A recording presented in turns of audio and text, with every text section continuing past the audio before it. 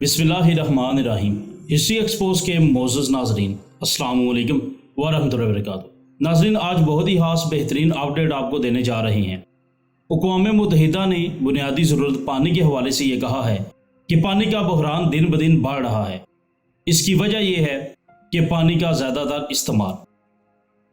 پانی کے عالمی دن پر اقوام متحدہ واٹر فورم اور یونیسکو کی جانب سے رپورٹ جاری کی گئی ہے۔ رپورٹ کے مطابق تقریباً 2 ارب لوگ صاف پانی پینے سے محروم ہیں اور پانی بنیادی ضرورت میں سے ایک اہم جز ہے۔ اقوام متحدہ نے اپنی رپورٹ میں پانی کے بحران کی وجہ پانی کا ضرورت سے زیادہ استعمال اور موسمیاتی تبدیلیوں کو قرار دیا ہے۔ ناظرین، پانی کے بارے میں حضور نبی مکرم نور مجسم صلی اللہ تعالیٰ علیہ وآلہ وسلم کی واضح حدیث مبارکہ ہے۔ ہمیں اسلام کیا درس دیتا ہے؟ حضرت عبداللہ بن عمرو بن عاص رضی اللہ تعالیٰ عنہ سے روایت ہے کہ حضور نبی مکرم نور مجسم صلی اللہ تعالیٰ علیہ وآلہ وسلم حضرت سعد رضی اللہ تعالیٰ عنہ کے پاس سے گزر رہے تھے۔ آپ وضو فرما رہے تھے تو حضور نبی پاک صلی اللہ تعالیٰ علیہ وآلہ وسلم نے ارشاد فرمایا، سعد، یہ اسراف کیسا؟ تو حضرت سعد رضی اللہ تعالیٰ عنہ نے فرمایا، کیا وضو پر بھی اسراف ہے؟ تو حضور نبی مکرم نور مجسم صلی اللہ تعالیٰ علیہ وآلہ وسلم نے فرمایا، ہاں، اگرچہ تم بہتی نہر پر ہی کیوں نہ ہو۔ اور مزید حضور پاک صلی اللہ تعالیٰ علیہ وآلہ وسلم ارشاد فرماتے ہیں، ہر اس چیز کا کھا لینا جس پر دل چاہے، یہ بھی اسراف ہے۔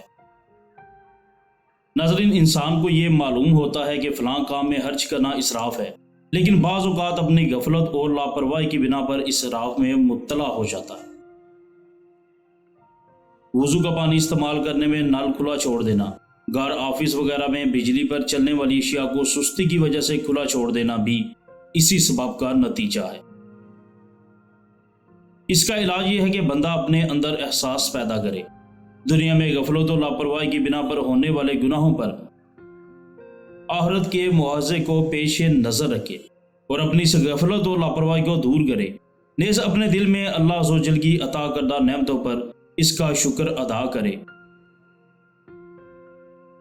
نہ لے کہ آج اگر میں نے نعمتوں کا شکر ادا نہیں کیا تو مجھ سے یہ نعمتیں چھین لی جائیں۔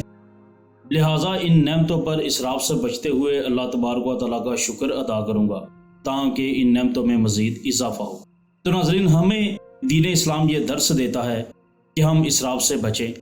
ہمیں تو حکم ہوا ہے کہ اگر نہر پر وضو کر رہے ہوں تو وہاں پر بھی اسراف سے بچیں۔ اللہ تبارک و تعالیٰ ہم سب پر کرم فرمائے۔